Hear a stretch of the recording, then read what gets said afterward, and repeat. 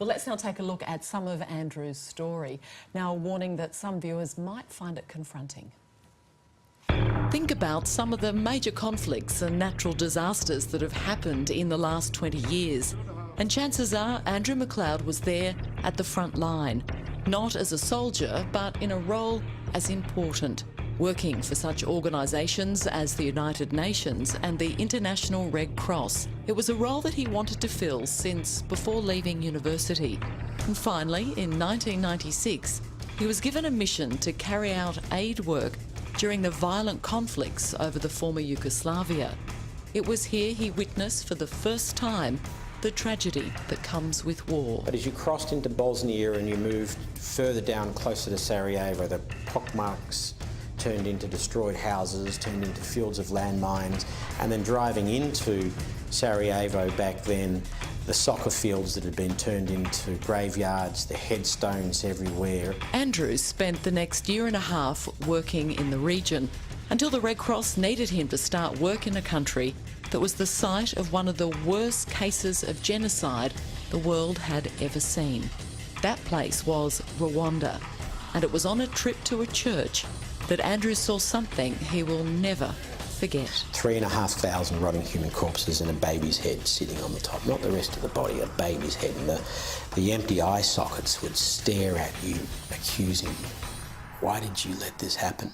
When you go off and you do aid work, you create a permanent division between you and your family and friends. Your family and friends not only haven't experienced what you've experienced, you don't want them to. They'll try and empathise, but you don't want them to, because you don't want them to have the same degree of trauma inside your brain that you have yourself. Ladies and gentlemen, please welcome Andrew to Studio 10. Andrew, welcome. Now, Andrew, you started as a lawyer. Yeah. What was the path in becoming an aid worker? I was sitting in a second-year law lecture. It was constitutional law given by a fellow named Michael Tate, who was then Federal Minister for Justice. And he stopped halfway through the lecture and he said, I don't want to talk about constitutional law. I want to talk about being a lawyer. And he said, being a lawyer doesn't grant you a happy life and a wealthy existence. It imposes upon you an obligation to use your skills for the betterment of other people. And that just resonated with me right away. And right there and then I said, I want to go and work for the International Red Cross or the UN High Commission for Refugees. And I've had the good fortune of doing both. We now, as a country, need to help you and your fellow aid workers, and hopefully that starts today. So you've written a book. A wonderful book called A Life Half Lived, and what a life it has been. So far. Yeah, and a fabulous read, so that's available at all good bookstores. Andrew, it is such an honour to have you with us this morning. Thank you so much for your passion and enthusiasm and the difference that you're making. Well, analyst Andrew MacLeod has worked with the UN and the Centre for Strategic International Studies. Andrew, is this super agency a super idea or not? Look, I don't think the agency makes any difference at all to whether we're solving the problem. The current policy is, in many ways, putting a Band-Aid over the wound, but it's not dealing with the wound.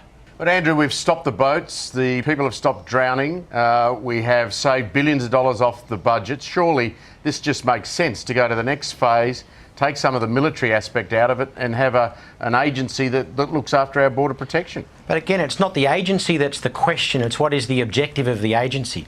Surely we're a smart enough country to figure out how to stop the boats and enhance our international reputation, not stop the boats and trash our international reputation. Andrew, what does this mean for those seeking asylum or those already in detention? Well, the real problem, what's causing people to drive to boats, is the fact that if someone is in detention and processed as a genuine refugee in Malaysia or Indonesia, they still have to spend 2, 3, 4 or 5 years waiting for resettlement.